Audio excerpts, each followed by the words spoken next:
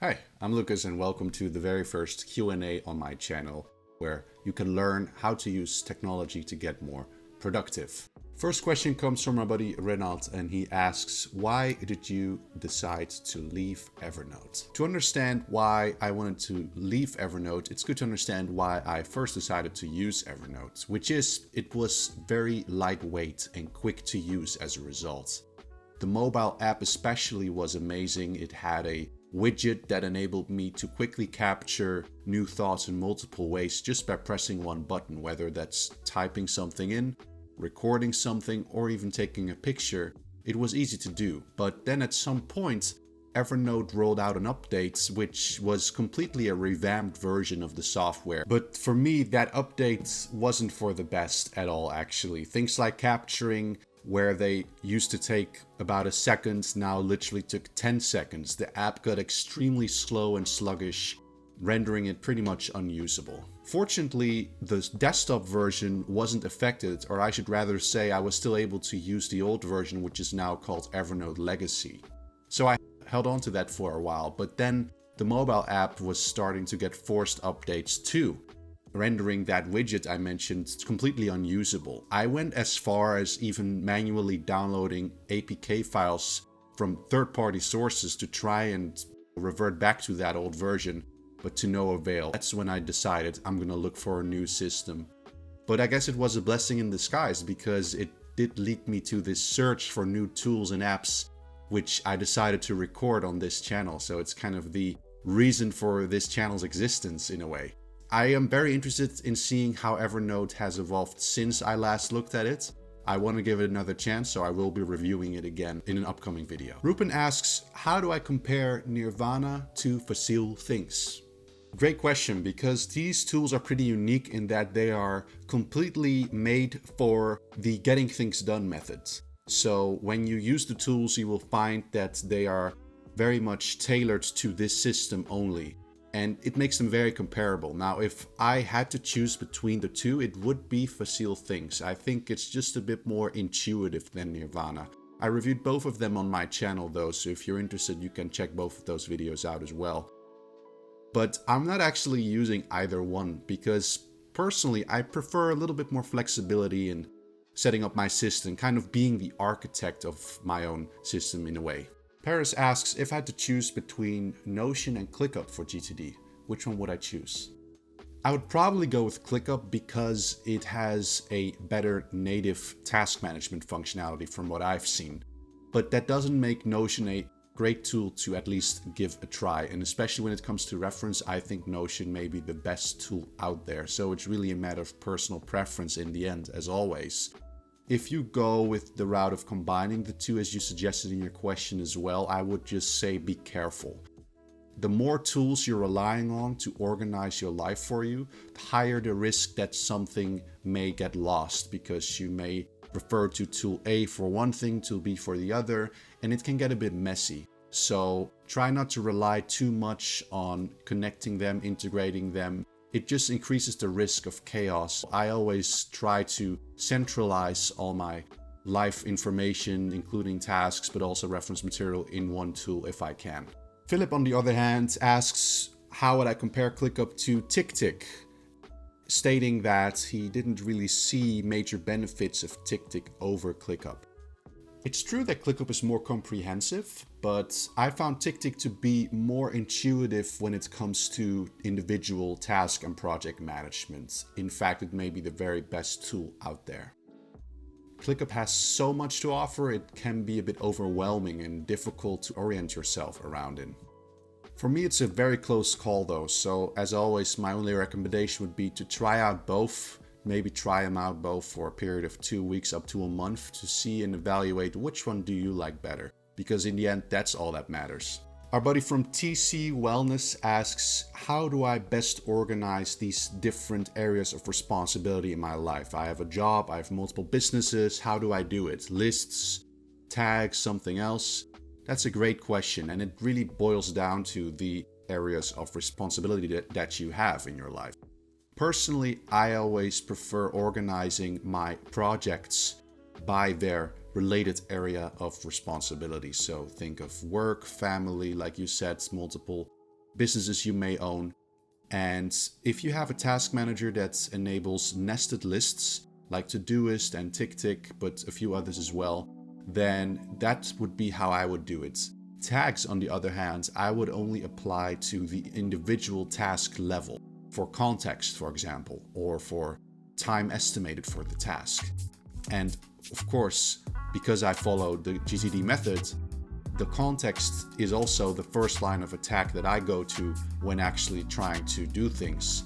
Whereas the project management, the organization in those lists is something I use to check in with the progress at the very least once a week during my weekly review. Ramiro asks which tool is the best for keeping everything in one place, and he's suggesting Notion, which I would agree is a fantastic tool, and I also think you're on the right track with your question.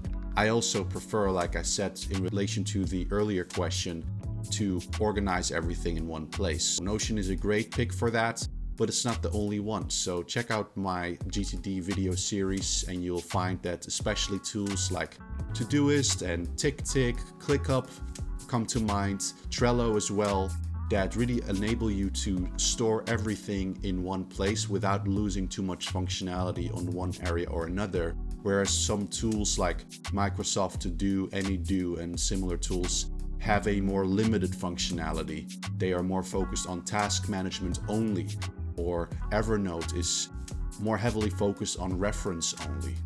That's how to think about this in my opinion. Dark Depth asks whether I still use tags to indicate time estimated and energy required for individual tasks. And the answer is no, not both. I used to do that, and I believe that's also referenced in the original Getting Things Done book as a way to categorize tasks and make sure you're able to easily do what you can based on the time as well as the energy you have available. So many people perhaps will categorize tasks in a low, medium, or high energy required bucket, which makes sense. Personally, I found it no longer necessary for me because I have spent a lot of time figuring out how my body works, basically. My ideal sleeping routine, movement, nutrition, and it's led to me having a pretty consistent energy profile throughout the day, so it's no longer that relevant. However, of course, I do estimate time and I do filter for that, so that's a tag I still use. And if you find that you may have a afternoon crash like many people do, then it would make more sense to actually use tags for energy level. Ariel asked me a question about capturing versus processing in ClickUp, and I answered the specific question in the ClickUp video, but I thought there was an interesting question behind this, which is if I had to choose between easy capturing or easy clarifying, which one of those functionalities would I give higher priority when choosing a tool? To me, the answer is always going to be 100% capturing. It's incredibly frustrating if you have a new thought or idea and it takes you a long time to put that idea somewhere. If it's not a fluid experience, it may deter you from actually capturing everything and, God forbid, even keeping those things in your head, which can lead to reduced creativity and increased stress. This is not to say that clarifying shouldn't be easy, and there are many tools that offer a fantastic clarifying experience, such as Asana, TickTick, Todoist, or Trello. But if I had to choose between two tools that had either one as a weakness and a strength, I would always go with the tool that enables me to easily clear my mind by capturing it into an inbox. Paul gave a lot of helpful suggestions and questions in one comment, but I'm going to zoom in on question number 4, which is about what drove me to actually dive into personal productivity, becoming organized. What's basically my background story here? The short version is that as soon as life became quite stressful for me during my teenage years, my academic performance started to suffer as a result. I knew I was quote-unquote intelligent enough, and I managed to achieve passing grades, but I knew I wasn't hitting my potential in any way, and it was a thoroughly stressful experience, to say the least. Fresh out of college, I took a sales job at a tech startup. Sales is a phenomenal career path which I recommend anyone to take at least once in their life. The reason is that it teaches you how the world really works. You have to come up with new strategies to convince people to actually buy from you. And trust me, you don't get that by staying the annoying salesperson. You need to learn how to communicate and be more empathetic, etc. So it's a fantastic learning school. At some point though, sales is ruthless in the way that you either perform by closing deals or you don't.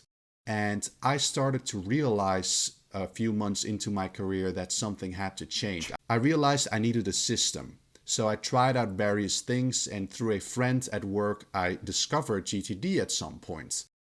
I had to take 2 turns reading the book before I truly grasped it, but as soon as it clicked, I haven't been looking back since, and it's produced so many positive results for me, which has led me to create multiple sources of income, become much more effective in so many ways, both personal and professional. So you could say I'm an evangelist for the method, or at least for just trying to get a grip on your life in more general terms.